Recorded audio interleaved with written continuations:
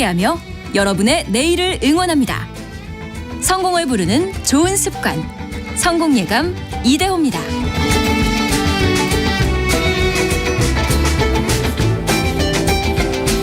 성공예감 이대호입니다. 2부가 시작됐습니다. 저희가 1부 시작과 함께 항상 내드리는 경제상식 퀴즈. 오늘의 정답은 본업과 초성이 같은 부업. 예, 한 끗 차이인데 모르겠습니다. 쏟는 시간에 따라서 본업과 부업이 갈리는 건지, 얻는 소득에 따라서 본업과 부업이 갈리는 건지, 뭐 부업도 열심히 해야죠. 예, 저도 부업 열심히 하다가 성공예감 이대호입니다. 이거 맞게 됐고. 6939님이 50여 년 전 저는 장갑 손가락 끝 마무리 꿰매는 일을 했어요. 어린 시절에 형제들 모두 모여서 일을 해야 했던 가난한 시절이었죠. 그때는 본업이었을 것 같아요. 이게 인형 말씀하시니까 눈물이 핑 돌아서 문자 올립니다. 라고 50여 년 전 장갑 손가락 꿰매는 일 하셨던 0697님이 저도 연 만드는 부업을 했습니다. 하루에 1000개를 만든 기억도 나네요. 연을 하루에 1000개요? 그 대나무 쌀 이거 하나하나 붙이시면서. 와, 대단하십니다. 1715님은 80년대 부업을 생각하면 눈물부터 납니다. 아버지께서 일찍 돌아가셔서 어머니께서는 형제를 홀로 키우시기 위해서 낮에는 주업을 하시고 나머지 시간에는 늘 부업을 하셨습니다. 가만히 쉬고 계시는 모습을 못 보고 자란 것 같아요. 마음이 아픕니다. 라고 보내주셨네요. 맞습니다. 아까 5469님은 본업은 아침 그리고 오후에 어린이집 자동차를 운행하는데요. 낮에 남는 시간에 일거리를 찾고 있는데 쉽지가 않네요. 이렇게 부업 찾는 것도 쉽지가 않다라고 보내주셨습니다. 여러분 많은 정답 의견 또 보내주셔서 감사합니다. 샵 9730 짧은 문자 50원 긴 문자 100원 드는 샵 9730 계속 열려 있습니다. KBS 콩으로도 올려주시는 글 제가 계속 또 보고 있습니다.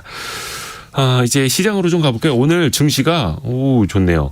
코스피는 2,534포인트, 18.79포인트, 0.75% 오르고 있고요. 코스닥은 0.3%, 2.79포인트 오르고 있습니다. 각각 2,534, 838. 특히 오늘은 반도체가 셉니다. 삼성전자가 2.7%, 하이닉스가 3.6% 급등하고 있고 반도체 소부장들도 오늘 거의 5% 안팎씩 오르는 것 같은데요. 반도체 관련주들이요. 나라 안팎의 금융시장 체크를 해보겠습니다. 86번가 정광우 대표입니다. 어서 오세요. 네, 안녕하십니까. 밤사이에 뉴욕 증시도 좋았어요. 나스닥도 1.5% 오르고. 네, 맞습니다. 말씀해 주신 대로 최근에 글로벌 증시가 다 좀 상승하는 그런 모습을 보이고 있는데요. 가장 큰 이유라고 한다면은 아무래도 시장을 짓눌렀었던 그 부채 한도 이슈 관련해 가지고서 바이든 대통령하고 그다음에 공화당 대표하고가 만나서 좀 건설적인 논의가 나온 것이 큰 영향을 미친 게 아닌가 싶습니다. 원래는 벼랑 끝 전술로 서로 가지 않겠느냐라고 했는데 일단은 나온 이야기로는 이제 디폴트는 반드시 피하겠다, 모면하겠다. 그리고 이르면은 이번 주 말에 좋은 이야기가 나올 수 있다라는 얘기가 나오다 보니 그러니 혹시라도 그 부채 한도 협상에 실패를 해가지고 2011년도와 같이 뭔가 최악의 증시 상황이 오지 않겠느냐. 그렇다라고 하면은 우리가 조금 해치를 해야 되지 않겠느냐라고 했던 그런 수요들이 전부 다 이제 좀 이제 그거를 되돌리거나 아니면은 시장을 좀 안 좋게 보셨던 분들이 좀 좋은 방향으로 포지션을 바꾸면서 최근에 랠리가 나타나고 있는 게 아닌가 싶고요. 그러다 보니까는 요거를 한 단어로 표현을 한 게 이제 페인 트레이드라고 이제 아픈 트레이드라는 뜻인데 뭐냐면 가령 예를 들어서 공매도나 숏을 베팅을 했는데 이번에 이제 이게 안 좋을 것 같아서 근데 이제 울며 겨자 먹기로 그 숏 포지션을 커버를 하면서 증시가 올라가는 것 아니냐 이런 얘기를 많이들 합니다. 사실은 부채 한도 협상 가지고 많은 사람들이 걱정을 했죠. 이거 거의 한 1년 반에 한 번씩 부채 한도 협상을 또 하기는 하는데 매번 할 때마다 벼랑 끝 전술이 나오다 보니까 이걸 지켜보는 사람은 너무 불안한 거죠. 근데 이번에는 참 이게 당연한 거기는 한데 벼랑 끝 전술이라기보다는 일단은 나쁜 결과는 만들지 말자라고 못을 박아놓고 협상을 하다 보니까 네네. 시장에서 좀 안심을 하는 것 같네요. 네, 사실 근데 이렇다고 아직까지 완전히 사인을 그렇죠. 한 것은 아닙니다. 네. 근데 어쨌든 분위기 자체는 최악은 가지 말자라는 이야기가 나온 게 긍정적으로 작용 중입니다. 또 어찌됐든 간에 미국도 정치인들의 말이니까 네, 그렇습니다. 끝까지 도장 찍을 때까지 지켜봐야 되겠죠. 근데 일단은 부채 한도 협상은 뭐 말씀드린 것처럼 1년이나 1년 반에 한 번씩은 계속해서 하는 거고 이게 해결이 된다 하더라도 이제 글로벌 투자은행들을 보니까 그 JP 모건, 모건스탠리 이런 데서는 그래도 어쩔 수 없다. 성장률이 낮아질 수밖에 없다. 이렇게 좀 경제에 대한 눈높이는 계속 낮추고 있더라고요. 네, 그렇습니다. 과거에도 부채 한도 협상이 그러면 끝나고 나서 네. 무조건 랠리를 했느냐 하면 그렇지는 않아요. 그러니까 랠리를 크게 했던 경우도 있고 네. 어떤 때는 오히려 그 뒤에 하락했던 경우도 있습니다. 그러니까 이건 어떤 이야기냐 하면 결국 부채가 늘어나고 있다라는 거는 뭐 명백한 사실이고요. 네.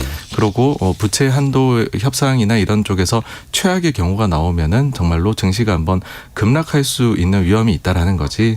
이게 뭐 합의가 되었다라고 해서 근본적인 문제가 해소가 되는 건 하나도 없거든요. 그러니까 지금 제일 걱정하시는 뭐 인플레라든지 아니면은 경기 침체에 대한 우려는 그대로 남아 있는 부분이기 때문에 이제 그 토픽이 그렇게 넘어가게 되는 거죠. 부채 한도 이슈를 바라보다 또 침체 어떻게 되느냐 이런 이슈로 넘어갈 텐데 현재는 그 부분에 있어 가지고서는 계속해서 좀 주의를 기울여 봐야 된다라고 이야기를 하고 있는 게 그런 주요 투자은행들의 이야기인 것 같고요.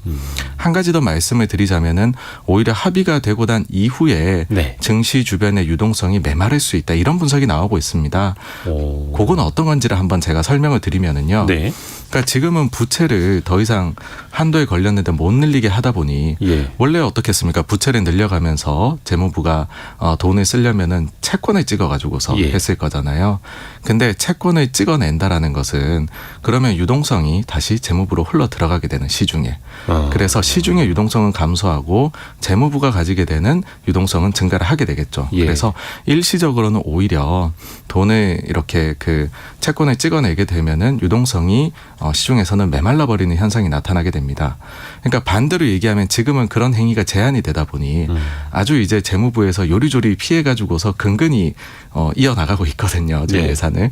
그러다 보니까는 오히려 지금이 유동성이 더 풍부한 상황이고 실제로 한도 협상이 되어서 한도가 늘어나게 되면 네. 채권을 이제 그동안 안 찍었던 것까지 찍어낼 테니 네. 유동성이 오히려 흡수가 되지 않겠느냐라는 논리입니다. 그러니까 이 논리는 그 자체로 보면 맞아요. 맞기는 한데 근데 이제 그 결국은 그러면 유동성이 재무부로 들어가서 그게 어디로 가겠느냐.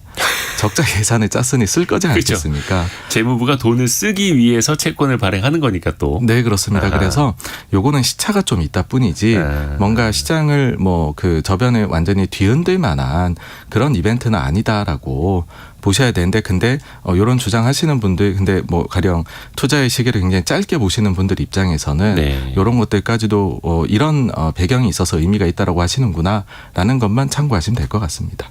그렇죠. 그래서 돈이 마른다는 것도 일시적일 수도 있는 거고 어떻게 보면 구조적으로 미국 정부는 계속해서 부채를 늘려왔고 네, 그렇습니다. 계속 반복되는 일 중에 하나. 경제의 역사는 반드시 반복된다. 이런 책 제목이 있듯이. 네. 그렇습니다. 네. 아시는 분들은 알아들으셨을 것 같아요. 이번 주에 특히 미국 연준 위원들의 어떤 연설 발언들이 많았어요. 그리고 네, 아마 그렇습니다. 오늘 내일로 넘어가는 자정에 파월 의장의 연설도 있더라고요. 네, 네. 그래서 이 사람들이 이제 어떤 이야기를 하느냐 계속 귀추를 주목할 수밖에 없는데 현재까지 나온 발언 보면은 비둘기파적인 발언이라기보다는 좀 매파적 발언, 네, 강경한 발언들이 좀 많았었던 것 같거든요. 네, 그렇습니다. 그러니까 여기에 대해 가지고서는요, 제가 가진 좀 생각을 말씀을 드리자면, 네. 연준이 가장 마지막으로 예. 매파성을 보일 수 있는 시기가 이번 한 달이지 않을까라고 생각을 해요. 그러다 보니까는 마지막 한 달이요? 네, 그렇습니다. 그러니까 만약에 예. 예전에 그 얼마 전에 있었던 5월 FOMC 회의를 저희가 이제 분석을 하면서 아마도 이번이 마지막 금리 인상이었을 것 같다. 네, 다음 네, 네. 회의부터는 동결을 하지 않을까라고 했는데 한번 생각을 해보시면 정말로 연준이 동결을 한 번이라도 해버리잖아요. 그렇게 되면 시장에서는 그 뒤에 언제 인하할 건데라는 거를 질문을 엄청나게 하게 될 것이고요. 네. 그 즉시 빠르게 배팅을 하는 쪽에서는 인하 배팅을 세게 할 수도 있습니다. 네. 그럼 연준 입장에서는 사실 우리는 동결을 해서 좀 지켜보자라는 건데, 그러니까 연준의 전략이라는 거는 세 가지거든요. 단계에 따라서 금리를 굉장히 빨리 올려가던 시기, 그건 우리가 지났죠. 최종 금리를 찾아 나가서 그 금리 부근에서 얼마나 오랫동안 우리가 유지할지. 그러니까는 뭐 최종금리 찾아 나가는 게 2단계, 그를 얼마나 오래 끌고 갈지가 3단계거든요. 만약에 동결을 한다면 이제 3단계로 넘어가는데 연준이 이번에 너무 높은 인플레가 한번 왔으니 그 3단계는 좀 길게 끌고 가고 싶은 마음이 들 수도 있죠.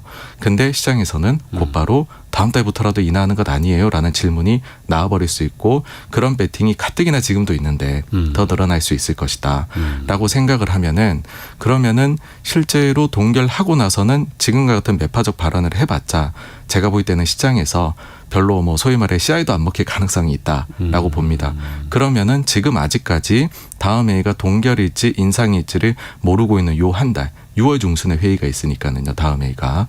그 한 달 동안에 그나마 소위 말해서 매파적인 말발이 시장에 먹힐 수 있는, 그래서 이걸 가지고서 어쨌든 요 한 달 사이에라도 마지막으로 인플레 기대 심리나 이런 것들을 좀 가급적이면은 최대한 잡고 가고서 동결로 넘어가고 싶어 하는 그렇기 때문에 이러한 발언들이 나오고 있는 게 아닌가라고 생각을 합니다.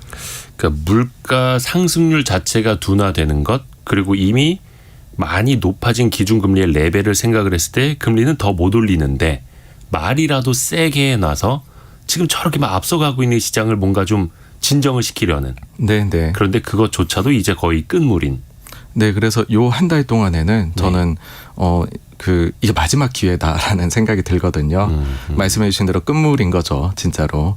뭐 진짜로 동결을 결정하고 난 이후에는 이 같은 말에 시장이 오히려 주목을 안 해버릴 수도 있는, 알아서 가버릴 수도 있는 거다라고 저는 보거든요. 고삐가 풀려버리는. 네, 그렇습니다. 그러다 보니 마지막이지 않을까.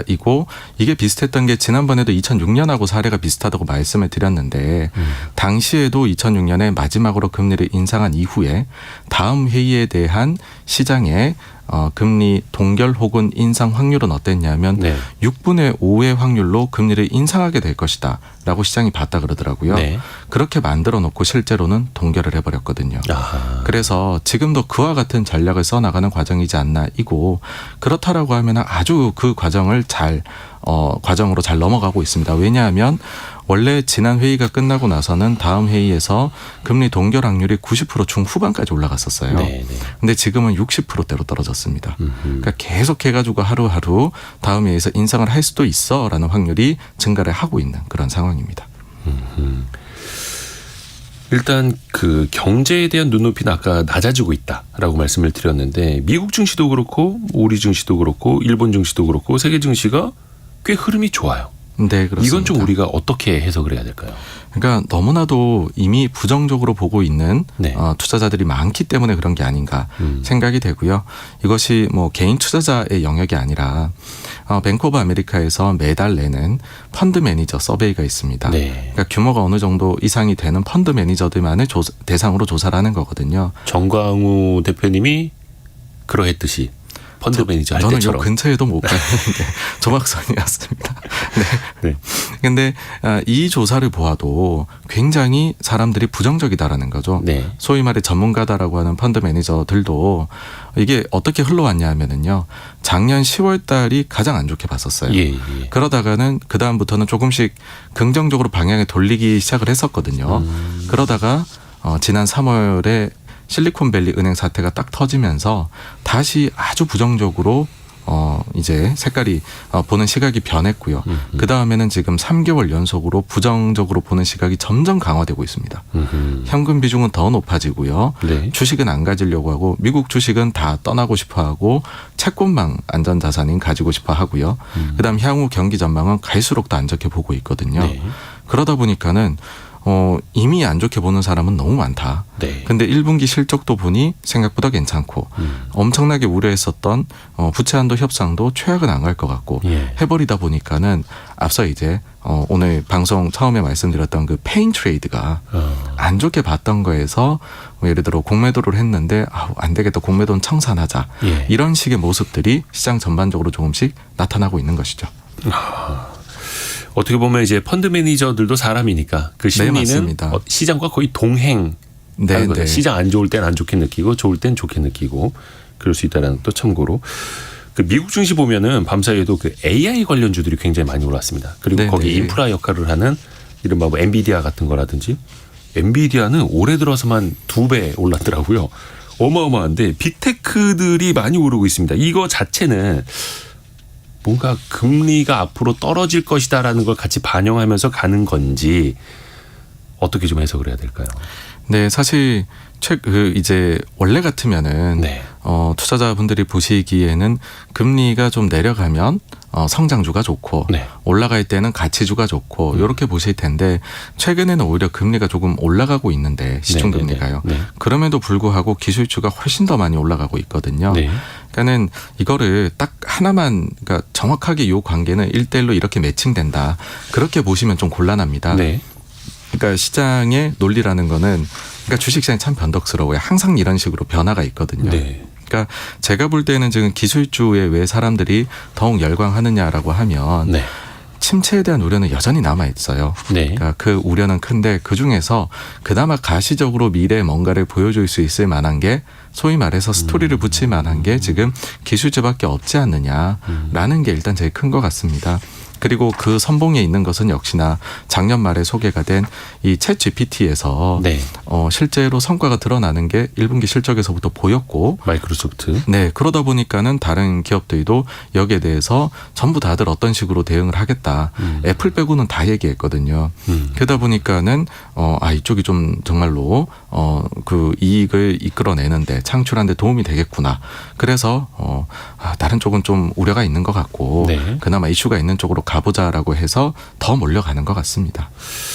그렇죠. 뭐 마이크로소프트, 엔비디아, 또 알파벳, 메타까지도 AI 관련 사업을 하겠다라고 네, 했고 네. 이들은 또 이미 인력 구조 조정을 또 많이 해놔서 비용 구조도 많이 이제 통제가 되는 상황이고 네, 그렇습니다. 최악을 벗어나면서 또 미래 청사진을 보여주고 있으니 그래서 역시나 사람들이 안 좋아지는 국면을 벗어날 때는 역시 기술주 또 네. 이렇게 보는 것 같아요.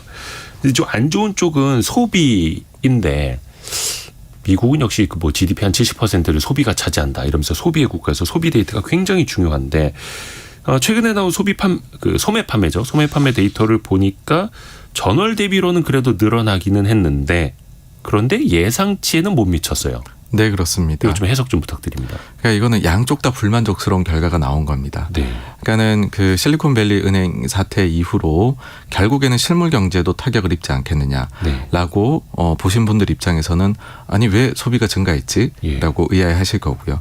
반대로 소비가 그래도 탄탄해라고 생각하신 분들 입장에서는 사실 요번에 전월 대비해서 시장의 예상치는 0.8% 증가를 봤는데 0.4% 증가에 그쳤거든요. 그러니 예상 대비로는 좀 부진했어. 늘긴 했지만 이런 시기거든요. 근데 요걸 이제 종합적으로 한번 해석을 해드리면 일단은 거의 예상치만큼 나왔습니다. 왜냐하면 비록 시장의 당초 예상치 대비로는 부진했지만 네. 그 전월치가 플러스 0.3%포인트 수정이 되었거든요. 그럼 수정된 것까지 합쳐놓고 보면 거의 시장 예상치에 부합하게 나왔다. 아, 그 전월치가 수정이 된 거예요? 네, 상향 수정? 그렇습니다. 예.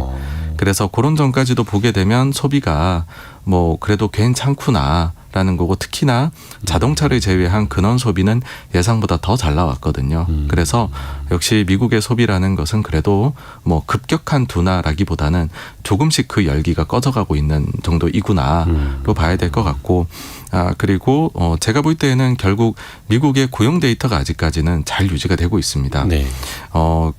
이제 실업이 많이 늘어나게 되면 그러면은 소비가 사실 둔화가 급격하게 되거든요. 네. 뭐 일자리가 없고 월별 뭐 월급이나 아니면 주급이 안 들어오는데 소비를 할 수가 없잖아요. 네. 근데 지금 보시게 되면은 간밤에도 나온 이제 그 실업수당 청구 건수 데이터를 보게 되면 네. 예상 대비 이번에 낮게 나왔거든요. 네네네.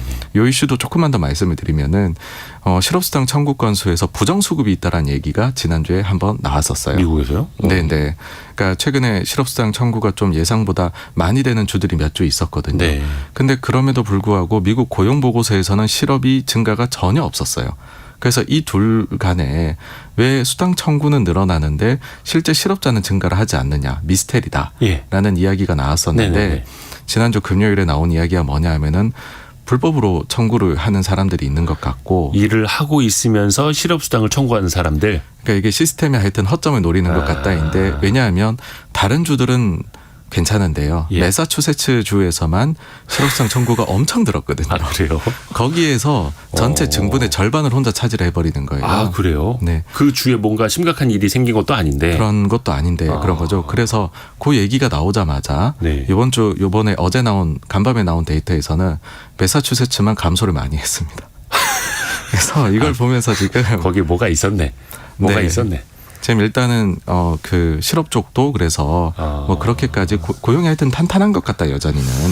네, 그런 점들이 또 나오다 보니 시장이 또 안도를 한 게 아닌가 라고 생각을 합니다. 그렇죠. 어찌됐든 간에 탄탄한 고용이 또 소비를 뒷받침해 주는 거니까. 네. 근데 미국에서도 그 상징적인 기업들이 몇 개가 있죠. 그 소매 상황, 소비 상황을 보여줄 수 있는 홈디포, 타겟, 월마트 이런 데들이 있는데 각각이 특색이 있습니다. 뭐 집안 집기로 뭐 아니면 집을 고치는 데 쓰이는 기구들, 용품들 많이 파는 곳 혹은 식료품 많이 파는 곳 아니면 의류 같은 거 판매 비중 높은 곳 이런 곳들이 있어요. 홈디포, 타겟, 월마트. 이들의 실적을 좀 평가를 해보자면 좀 어떻게 볼 수 있을까요? 네, 그 최근 3일 동안 요 3개 기업이 실적을 냈고요. 네. 보시게 되면 홈디포는 예상치를 뭐 소폭 하회를 한 반면에 네. 나머지 2개 타깃과 월마트는 예상치를 상회하는 실적을 발표를 했습니다. 근데 이제 주가는 사실 좀 혼돈 그 믹스된 숫자를 보였어요. 네. 그러니까 하루 오르면 하루 빠지고 뭐 이런 식이었고 월마트가 전체적으로 아주 호실적이었기 때문에 네. 뭐 미래에 대한 예상 같은 것도 가이던스를 오히려 올려버렸거든요. 월마트가요? 네.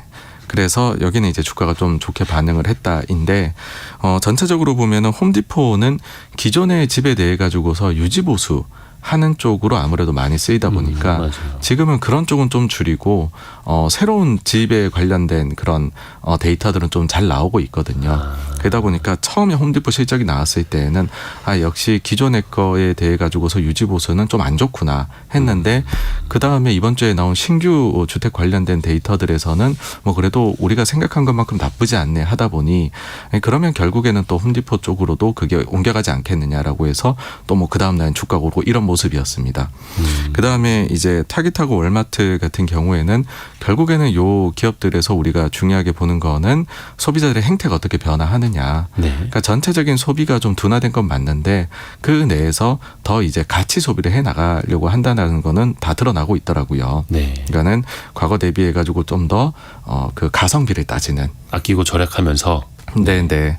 그러다 보니 요들 기업 입장에서는 사실은 그러면은 나쁠 건 없거든요. 네. 그러니까 그런 쪽으로 잘 포지셔닝이 돼 있다 보니까. 타깃과 월마트는 약간 저가로 판매하고 특히 월마트는 그 필수 소비 식재료들 많고 뭐 이러니까. 맞습니다. 예. 그래서 뭐 시장에서의 평가가 나쁘지 않은 것 같고요. 저는 중요하게 보는 것이 결국에는 우리가 이 다음에 실적 장세가 강하게 오려면 그 전에 재고를 많이 줄여놔야 된다라고 생각을 해요. 그런 측면에서 보게 되면은 홈디포는 이제 재고 증가율이 원래는 계속 플러스였었는데 이제는 전년 동기 대비 제로까지 내려왔고요. 그다음 타깃하고 월마트는 마이너스 영역으로 접어들었습니다. 그래서 적정 재고 제가 볼 때는 이제는 이하 수준으로까지도 소매 업체들은 재고 조정을 충실히 했다라는 거고 그러면은 소비가 조금만 자극이 되면 그 뒤에는 연달아 가지고서 그런 이제 뭐 이제 업체들에 대해서 오더가 증가를 할 테니까 실적 장세에 들어갈 수 있는 채비를 사실상 끝마쳤다. 이번에 실적을 보면서 그런 생각이 들었습니다. 중국에서도 소매 판매 지표가 나오고 있는데 사실 중국은 코로나19 리오프닝을 가장 늦게 했는데 연초에 했죠. 그 기대들은 좀 많았는데 아직 그래도 좀 시원치 않은 것 같다라는 평가들이 있었잖아요. 이번엔 어땠나요? 그러니까 중국은 어떤 식으로 흘러갔냐면 작년에 제로 코로나를 해서 굉장히 내수가 망가지고 연말 연초부터는 위드 코로나를 하겠다 해서 처음엔 증시가 반응을 했죠. 기대가 된다 했다가 근데 숫자가 올라오는 거 보니 안 올라오는 거예요. 소매 판매가. 대신에 선행 지수들만 올라왔던 거죠. 그러니까 소매 판매는 동행 지표거든요. 그러니까 사람들이 기대는 올라가는데 실제 행동은 그러지 못했던. 그러다가 지지난달에는 소매 판매가 예상을 상회를 했어요. 그러면서 드디어 소비를 하나 하니까 기대치가 더 높아진 거예요. 금융시장에서. 그래서 이번에 전년 동기 대비 18% 소매 판매가 늘었습니다. 근데 예상치가 21%였어요. 그러니 이거 대비 부족하게 나왔다라고 해가지고 기대만큼은 아니네 하는 거죠. 그러니까 이런 식으로 계속 어찌 보면은 중국의 경기 자체는 위드 코로나를 통해서 또박또박 자기 갈 길을 가고 있는데 네. 시장의 기대가 과했다가 덜했다가 과했다 이런 과정을 거쳐가고 있습니다. 그래서 아주 무난하게 저는 그 중국이 리오프닝을 하면서 소매 판매도 회복이 이제 동행 지표도 회복이 되고 있다 보고 있고요. 그렇게 보는 또 하나의 이유는 뭐냐 하면 중국은 과잉 저축을 해놨거든요. 코로나 동안에 워낙에나 한번 격리가 되면 아무것도 못하니까 돈을 투자도 안 하고 소비도 안 하고 쟁여놓고 있었어요. 네. 그 초과 저축이 계속 쌓여만 가다가 4월 달 중국의 예금 데이터 나오니까 처음으로 예금에서 인출이 있었더라고요. 그러니까 이걸 가지고서 소비로 이어지지 않겠느냐라는 기대를 시장은 좀 하고 있습니다. 시차는 좀 있겠고 앞서거니 뒤서거니 있겠지만 그래도 서서히 회복은 될 거라고 보시는 것 같네요. 그렇습니다. 네. 일본으로 좀 가볼까요? 일본 증시가 뭐 어제 기준으로긴 한데 최근에 3만 선 넘어섰고 2021년 이후에 거의 전고점 다 달았어요. 네. 일본 증시가 훨씬 더 좋더라고요. 일본의 이런 증시 화랑 어떤 배경에서 이렇게 강할 수 있는 건가요? 뭐 가장 기본적으로는 일본도 중국으로의 수출이 이렇게 좀 제로 코로나 때문에 감소했던 게 있거든요. 네. 그 부분에서 어쨌든 조금의 반등이 나오고 있다에다가 또 코로나 이거 장벽을 열면서 여행객들이 들어오니까는 경상수지가 좀 개선되는 것도 여행수지 개선으로요. 있는 이제 그런 아주 기본적인 면이 있습니다. 그리고 추가적으로는 이게 훨씬 더 큰데요. 지금 말씀드릴 게 정책의 효과가 큽니다. 정책적으로 지금 일본이 아주 독특한 거를 발표를 한 게 있어요. 지난달 초에. 그러니까 독특한 거요? 네, 그렇습니다. 뭐냐 하면은 일본의 도쿄 거래소에서 예. PBR 1배 미만 기업들에 대해 가지고서 엄포를 놓은 게 있습니다. 그러니까 너희들 주가 왜 이렇게 낮아? 왜 주가가 한 주당 순 자산 가치보다도 낮아? 네, 그렇습니다. 그걸 소명하라. 네. 지금 있는 거 그냥 자산 다 팔고 부채 있는 거 다 갚아버리고 나면 남는 거 청산 가치가 있을 거잖아요. 네. 그게 왜 시가총액보다 크냐. 그러니까 시가총액이 왜 그 청산 가치보다도 낮게 형성이 되어 있느냐. 그거는 뭐 당신네들이 자본 정책을 비효율적으로 펼쳤기 때문에 그런 게 아니냐라고 그렇죠. 해서 이를 어떻게 개선할 건지를 개선 방안을 구체적으로 내놓으라고 공시도 하고 거래소에 제출하라고 압박을 했습니다. 그러다 보니까 일본 증시에서 40% 정도의 기업이 PBR 1배 미만이거든요. 네. 이 기업들이 하나씩 정책을 막 내놓고 있습니다. 배당을 늘리겠다, 자사주 매입 소각을 하겠다 이런 얘기들을 하는 거죠. 그러다 보니 그런 게 하나 나올 때마다 그 주식들이 오르니까 계속해가지고 지금 랠리를 펼치고 있는 것이고요. 근데 일본 증시가 어떠냐 하면은 그 니케이 기준으로는 PBR이 1.7배 정도가 돼요. 그다음에 토픽스 기준으로는 1.3배에서 4배 정도가 되거든요. 네. 그럼에도 불구하고 미국은 4배가 넘습니다. 참고로. 예. 그럼에도 불구하고 PBR이 1배 안 되는 기업들이 40%가 있는 거거든요. 뭐 우리도 보시면은 가령 뭐 바이오 기업이나 플랫폼 기업들은 PBR이 높잖아요. 네. 근데 PBR이 또 반면에 1배 미만인 기업도 수두룩하고 그렇죠. 그게 합쳐져 가지고서 시장 PBR이 나오게 되는 건데 어쨌든 일본은 1배 이미 중반 정도가 되는데도 PBR 1배 미만의 기업이 그만큼 많아요. 우리는 근데 어떠냐 하면은 더 심각하죠. 우리는 PBR 1배가 안 됩니다. 예. 그냥 시장 전체가요. 예. 그러니까는 우리도 제 생각에는 요걸 좀 보고 참고할 면이 있지 않을까라는 생각이 좀 드는데 어쨌든 일본이 이걸로 아주 대히트를 지금 기록을 하고 있습니다. 특히나 토픽스 같은 경우가 이런 PBR 1배 미만의 기업이 많거든요. 네. 토픽스가 30년 만에 지금 최고치를 기록을 하고 있는 상황이고 여기에다가 훈풍을 더 불어 넣어주기 위해서 요번에 이제 기시다 내각에서 쓰는 정책이 뭐냐 하면 저축에서 투자로 라는 슬로건을 걸었습니다. 네. 그러니까 지금 금융자산이 저축에 너무 많이 가 있는데 이게 투자로 조금만 더 이동을 하게 되어도 증시가 좋지 않겠느냐. 네. 투자 수익률을 전체적으로 국민들이 더 올릴 수 있지 않겠느냐라고 해가지고서 이와 관련해서 세제 혜택을 주는 거를 강화를 했습니다. 더 늘렸습니다. 대표적인 게 뭐냐 하면은 우리도 만능통장 그래서 ISA 통장 있잖아요. 네. 그게 일본은 니폰 ISA 그래가지고서 니사라고 우리가 얘기를 네. 하거든요. 그 니사에 넣을 수 있는 한도 금액을 2배 이상으로 늘렸고요. 그다음에 여기에 세제 혜택 주는 거를 강화를 이미 작년 말에 발표를 했습니다. 그러다 보니까는 개인 투자자들도 증시로 돌아오고 있는 상황이 되면서 이제 시장에서는 최근에 또 뭐 워런 버핏도 일본에 대해서 투자를 더 강화한다더라라고 하니 그렇죠. 예, 이런 모든 점들이 일본 증시에 좀 호재로 작용을 하고 있습니다. 부럽네요. 혹시나 그 PBR 1배 모르시는 분들을 위해서 약간만 좀 첨언을 해드리면 지금 이 회사의 청산가치, 순자산가치, 빚을 다 빼고 순자산가치가 한 주당 10,000원이 있는데 이 회사들의 주가는 한 9,000원밖에 안 되는 거죠. 그러니까 이거를 소명하라. 네, 그렇습니다. 왜 순자산가치보다도 회사의 주가가 더 낮아? 사실 제대로 돈을 벌고 조금이라도 성장하는 회사면 그거보다 높아야 정상이기는 한데 특히 우리나라는 어떤 기업 경기 사이클을 많이 타는 기업들 많고 혹은 지속적으로 설비 투자를 또 많이 해야 되는 기업들이 많아서 좀 부담이 있는 건 사실입니다만 그래도 우리나라는 심하긴 너무 심해요. 네, 네. 제가 웬만하면 일본의 정책은 부러워하지 않는데 야 이거는 많이 부럽네요. 우리가 만약에 이런 기치를 내걸면 우리 증시도 달라질 수 있겠죠. 네, 지금 일본이 이걸로 재평가가 나는 게 너무 명확하게 보였기 때문에 그러면은 뭐 그 한국에 대해 가지고서도 만약에 똑같은 정책을 편다라고 하면 외국인 투자자들은 곧바로 기대를 하게 되겠죠. 그러니까 사실 제일 중요한 건 경영도 그렇고 자원의 효율적인 배치잖아요. 한정된 자원을 어떻게 효율적으로 잘 쓸 것인가. 네, 네. 그게 이제 경영자의 역할이고 능력이기도 한데 우리는 이 지점을 정말 잘 생각해야 됩니다. 우리가 한정된 자원을 너무 낭비하는 것들이 많습니다. 기업도 그렇고요. 아까 그 워런 버핏의 일본 투자 이야기 잠깐 해주셨는데 얼마 전에 그 버크셔 해서웨이의 포트폴리오도 이제 공시 분기마다 나오는 공시를 통해서 공개가 됐습니다. 의미 있는 변화들이 있었어요. 네, 그렇습니다. 뭐 요번에 보시게 되면은 기존에 매도가 나오고 있던 은행주들이 있었거든요. 네. 뭐 BNI 멜론이나 아니면 US 방콕 같은 거는 일단 전량 매도했습니다. 또 추가적으로는 TSMC도 매도를 많이 했었잖아요. 네. 산재 한 개 분기 만에 네. 요번에 전량 매도한 것으로 나왔습니다. 그래서 이걸 보시게 되면은 금융주에 대해서 안 좋게 보나 생각을 하실 수도 있는데 근데 또 그에 반해 가지고서 새롭게 또 그 캐피탈원 같은 경우에는 신규 편입을 크게 또 했습니다.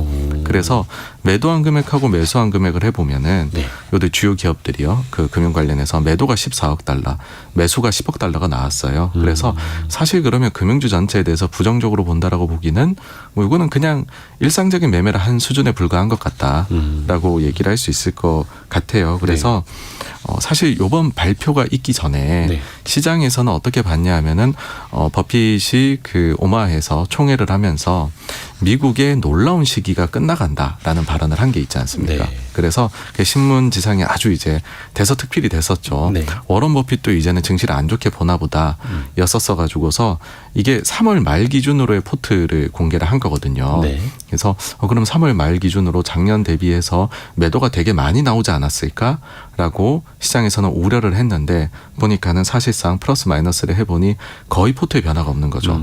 그래서 그래도 뭐 시장 전체에 대해서 안 좋게 보는 그런 정도는 아닌가 보다. 좀 투자자들에게 안도감을 줄 수 있었던 포트 공개였지 않나라고 생각을 합니다. 또 그중에서는 애플 비중은 더 늘렸고요. 네, 사실 근데 이 부분은 저도 처음에는 보고 착각을 했는데 예. 뭐 애플이나 방크 오브 아메리카나 뭐 이런 것들이 늘어났었어요. 예. 근데 요 HP도 늘고 했는데 이게 보니까는 분류를 단순히 변경한 거에 불과하긴 하더라고요. 분류를 변경했다고. 네, 이제 그 계열사인 제너럴리에서 가지고 있는 이 주식들 보유분도 합산해서 공시를 해라라고 해가지고서 그걸 하다 보니 실제 매수한 게 아닌데 제너럴리가 가지고 있는 매수 이제 보유분이 들어오면서 증가로 그렇게 나오게 되었고 자회사가 매수는 갖고 있던 아닙니다. 거. 예, 그렇습니다. 그런 거였군요. 네네. 고맙습니다. 제대로 짚어주셔서. 근데 그 영화 빅쇼트 예전에 글로벌 금융위기 때 숏 방향으로 네. 하락하는 방향으로 배팅을 해서 그 당시에는 굉장히 특이한 영웅이 됐던 마이클 버리라는 실제 이제 펀드 매니저도. 근데 이분은 오히려 그 파산 위험 이야기가 나왔던 지역 은행주 같은 네. 것들을 많이 샀고 또 일부 사모펀드들, 헤지펀드들은 중국에서 이제 투자 금액을 줄이고 있다는데 오히려 중국 빅테크 관련주들을 더 많이 투자했다 하더라고요. 네네. 반대로 가는 사람이기는 한데 이건 좀 어떻게 평가해 볼 수 있을까요? 그러니까 전형적으로 마이클 버리는 예. 그 청개구리의 성향을 좀 가지고 있지 네네네. 않을까. 그러니까 그 우리가 흔히 말하는 역발상 투자에 대한 게 강하게 있는 것 같고요. 네. 그 다음에 또 이제 하나로는 그거를 행동을 빠르게 옮기는 것 같아요. 그러니까 버리가 사실은 3월 중순에 이게 예견이 됐던 게 네. 실리콘밸리 은행 사태 딱 터졌을 때 본인이 트위터에다가 이건 그 시스템 리스크는 아닌 것 같다라고 트윗을 딱 올린 게 있거든요. 네. 그래서 사람들이 그 머리가 숏을 이번에는 안 치나 보다. 네. 오히려 매수를 한 것일 수도 있지 않을까라고 했는데 역시나 매수로 나왔습니다. 근데 앞서도 말씀드렸지만 이게 3월 말 기준으로 포트 공개거든요. 네. 그럼 그 뒤에 은행주들이 소형은행이 더 빠졌어요. 예. 그래서 행동이 좀 빨랐다라고 볼 수는 있죠. 네. 약간은 물렸다. 좀 많이 물린 종목도 있습니다. 그러니까 왜냐하면 종목을 구체적으로 보시면 많이 물린 거는 퍼스트 리퍼블릭도 있더라고요. 아이고야. 그러니까 이거는 이제 가치가 없어졌죠. 어허. 그러고 나서 지금 가장 뜨겁게 이제 장식하고 있는 팩 웨스트 예, 팩 웨스트네. 가지고 있고요. 그 다음에 그 웨스턴 얼라이언스도 가지고 있고요. 그 다음에 그 헌팅턴 반콥도 그 약간 요주의 은행으로 올라가 있거든요. 네. 그거까지도 가지고 있더라고요. 그래서 그 뉴스에 안 좋게 많이 나오는 은행들. 예. 그걸 아주 백화점식으로 가지고 있더라. 이거 하나는 놀라운 거는 버핏과 마찬가지로 캐피털원을 또 신규로 매수를 했더라라는 거에서 캐피털원이 그래서 요즘 금융주 중에서는 가장 분위기가 좋습니다. 네. 마이클 버리랑 워런 버핏이랑 공통부모 하나 찾자면 캐피털원이라는 네. 금융사. 마이클 버리는 이제 영화 빅쇼트의 실제 모델이기는 한데 그렇다고 해서 다 잘하는 거는 아니다. 항상 헛발질도 얼마든지 한다. 국내 증시 그 자금 동향을 한번 좀 살펴보면은 최근에 고객 예탁금도 좀 줄고 있는데 뭐 한 52, 3조 갔던 것이 지금 한 49조 원대로 내려왔고 그러니까 증시 주변 대기 자금이라고 볼 수 있는 게 좀 줄고 있고 그리고 빚을 내서 투자하는 것들 신용융자라고 하죠. 이게 지금 한 18조 원 수준으로 많이 내려와 있습니다. 이거는 어떻게 볼 수 있을까요? 최근에 여러 가지 좀 사건들이 있어서 그런 건지. 네, 증시가 좀 상승하는 그 국면에서 네. 우리가 흔히 말해가지고서 조금 이게 퀄리티가 좋으냐 나쁘냐 평가를 할 때에는 네. 부채가 많이 늘어가 빚을 많이 내서 투자해서 증시가 올라가면은 사실 그거는 퀄리티가 좋지 않다라고 평가를 하고 아니다 이제 반대로 그 비투를 적게 하는데도 올라가면은 퀄리티가 되게 좋다라는 얘기들을 하거든요. 네. 근데 최근 보시면 증시가 좀 이렇게 올라왔잖아요. 네. 특히 작년 말 대비해서는 꽤 올라왔는데 근데 오히려 비투 금액은 최근에 이런저런 일들로 인해 가지고서 많이 감소를 했다라는 것이죠. 네. 이게 어느 정도로 감소한 거냐 하면은 2020년 11월 정도 수준까지로 신용융자 잔고가 코스피는요 감소를 해 있는 상황입니다. 그러니까는 굉장히 꺼려한다라는 거죠 투자를. 네. 그리고 뭔가 이쪽에서 아주 뜨거운 열기를 가지고서 투자하는 그런 개인 투자자들은 많이 사라졌다. 이거를 앙드레 코스톨라니로 대입해가지고 보게 되면은 네. 투자자들의 숫자 자체가 줄었다라고 저는 생각을 해요. 그러니까는 투자자가 많이 있느냐 없느냐 그리고 거기에서 또 사람들이 몰려가는 투자를 하느냐 아니냐 이런 금액으로요 따져봤었을 때에는 지금은 원래 금융장세의 특징 자체가 투자자 자체 숫자는 여전히 증가를 못하고 있는 상황이거든요. 왜냐하면 워낙 현실 상황이 나쁘다 보니까 투자에 대해서 긍정적으로 생각하는 사람이 많지 않은 거죠. 근데 그런 아주 제가 볼 때는 전형적인 모습을 보여주고 있는 것이 아니냐. 그렇게 보이고 그렇다라고 하면 최근 작년 뭐 이제 4분기부터 해가지고서 증시가 반등을 보이고 있는데 그 랠리의 성격 자체는 상당히 건전한 것 같다. 그렇게로 저는 요 이제 비투 데이터를 보면서 생각이 들었습니다. 앙드레 코스톨란 이야기해 주셨는데 그 달걀 이론. 네네. 어떻게 보면 그 밑동에 있는 바닥 거기서 사람들의 관심도 좀 없는 상황. 네 그렇습니다. 그래서 오히려 앙드레 코스톨란의 말대로 따르면 그때가 주식을 사서 모아야 할 때. 네, 그렇죠. 요거는 저희가 내일 별책부록의 주제가 앙드레 코스톨라니의 돈 뜨겁게 사랑하라. 뜨겁게 사랑하고 차갑게 다루어라. 그 책입니다. 내일도 많이 들어주시기 바라겠고요. 정광우 대표님이 미리 알고 일부러 그 말씀해 주신 것 같기도 하고. 아닙니다. 네. 모르셨어요? 예. 아무튼 내일 그 책입니다. 최근에 오늘 아까 말씀드린 것처럼 반도체 관련주가 굉장히 강세입니다. 삼성전자, 하이닉스가 2, 3%대 급등하고 소부장은 5% 안팎씩 급등을 하고 물론 밤사이에 미국에서 반도체 관련 주식들이 좀 많이 오른 것도 있는데 어떤 좀 근본적인 변화가 좀 보입니까? 결국에는 감산이 크다라고 생각을 합니다. 네. 그러니까 시장에서 볼 때에는 결국 가격이 계속 하락하고 있는데 반도체 가격이 네. 이게 좀 바닥이 잡혀야지 실적이 좋아지게 될 거다라는 거거든요. 사실 그 반도체를 구매하는 기업 입장에서는 가격이 계속 떨어지고 있으면은 최소 물량밖에는 주문을 내질 않거든요. 그러다가 바닥이 잡히고 올라간다라고 생각이 되면 이 저점에서 잡아야지 해가지고서 오히려 주문이 늘어날 수도 있습니다. 네.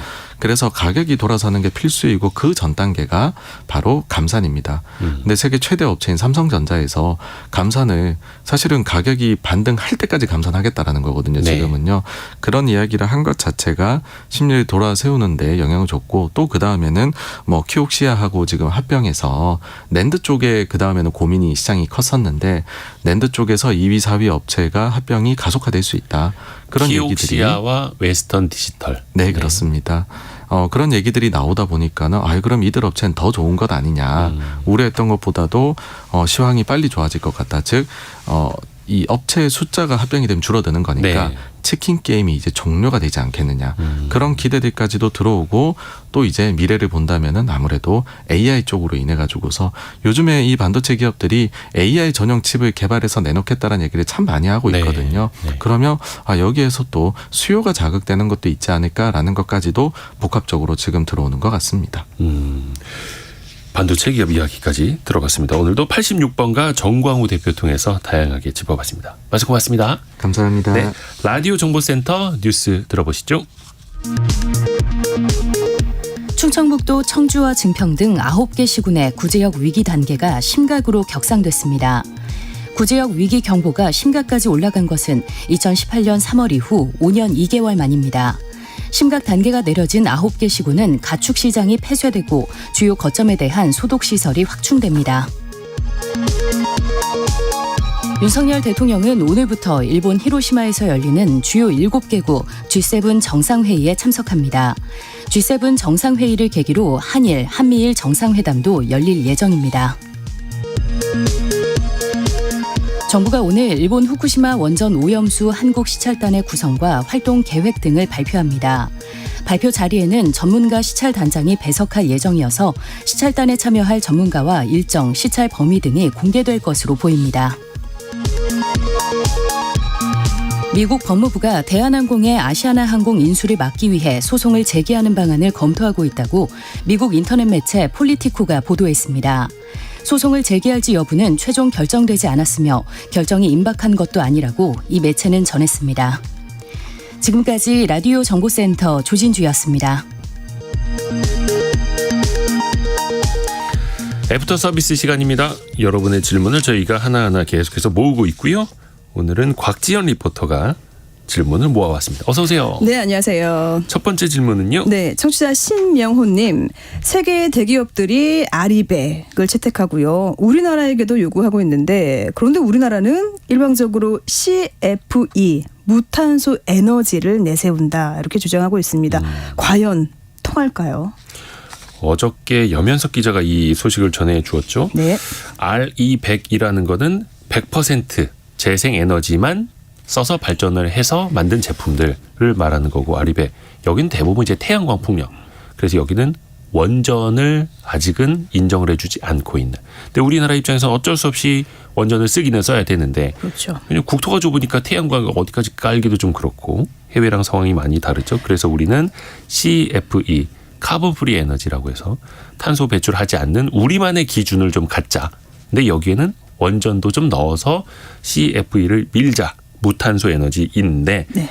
중요한 건 결국 우리의 제품을 사서 써줄 해외 기업들이 그걸 인정해 주느냐 하잖아요. 그렇죠. 원전 쓰면 우리 기준인 RE100에는 맞지 않아요. 그럼 당신네하고 우리는 거래 안 할게요.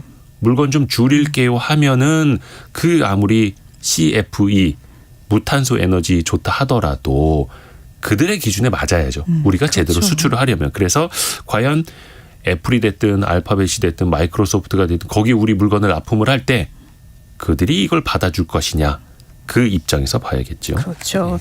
자, 다음 질문은 청취자 이계환 님이 보내셨습니다.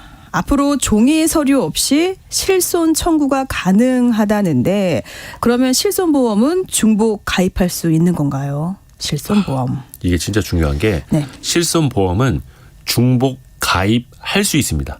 그런데 더 중요한 거 보험금은 중복해서 안 나옵니다.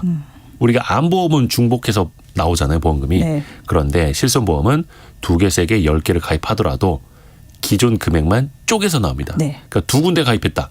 반반씩 두 회사가 나눠주게 되고 10개를 가입했다. 10분의 1씩 나눠서 들어옵니다. 그러니까 사실상 실손보험은 중복해서 가입을 하면은 별로 도움될 게 없는 거죠. 물론 보장 범위에 따라서 좀 다를 수는 있겠습니다만은 네. 실손보험은 중복해서 가입할 이유는 없다. 이겁니다. 네. 자, 이어서 청취자 이봉훈님은 우리 한우 참 비쌉니다. 그런데 수출이 가능한가요? 이렇게 질문 보내셨어요. 보니까요. 네. 지금 이 할랄이라고 해서 이슬람 허용 식품 그 인증을 받아서 이 우리의 한우를 말레이시아로 수출 계약을 했습니다. 최근에요. 네네. 그런데 지난 이거는 할 수 있었던 거는요. 지난 2016년부터 농림축산식품부에서 이 한우 수출을 위해서 말레이시아하고 검역 협상을 진행해 온 거예요. 네. 그래서 이 7년간의 노력 끝에 계약을 맺게 됐는데, 근데 중요한 거는 이 농림축산식품부에 따르면요, 말레이시아의 한우 수출 계약 이후에 구제역이 발생했잖아요. 아유, 네. 충북 청주도 그렇고요. 그래서 양국 간의 위생 조건 분석 등 이 까다로운 검역 절차를 지금 진행하고 있습니다. 그래서 말레이시아 정부는 이 한국과 체결한 수입 위생 조건을 권역, 그러니까 지역 단위로 지정하고요. 또 이 할랄 인증을 받은 강원도 홍천 도축장과 그리고 이번에 구제역이 발생한 충북 지역을 동일 권역으로 볼 것인가 아닌지가 앞으로 수출 성사에 좀 중요한 근거가 될 것 같습니다. 우리나라가 7년 동안 노력을 해서 말레이시아랑 드디어 계약을 맺었는데 네. 마침 딱 그때 구제역이 터져서 너무 안타깝죠. 그러니까 맞아요. 지난해 한우 수출 물량이 44톤이었다고 해요. 근데 올해부터는 연간 600톤씩 수출하는 게 목표였는데 안타깝게도 구제역이 변수가 됐습니다. 네. 자, 이어서 6190번님은 엔저 현상 우리 경제에 도움이 되나요? 도움이 안 되죠. 엔저 현상은 이제 엔화가 약세니까 일본 입장에서는 똑같은 값에 달러로 팔았을 때 더 많은 엔화를 획득할 수 있고 또 반대로 가격을 낮출 수 있는, 그래서 가격 경쟁력이 높아지는 거잖아요. 네. 근데 많이 겹치는 게 뭐 자동차, 반도체, 컴퓨터 등등 우리나라와 1, 2위를 다투는 것들이 많이 있습니다. 네. 특히 무역협회에 따르면요, 수출 분야에서 한국이 1등, 일본이 2등인 품목이 16개가 있는데 그 점유율 격차가 5%포인트도 되지 않는 게 7개 품목에 달합니다. 근데 그 전년도에는 12개 품목이었어요.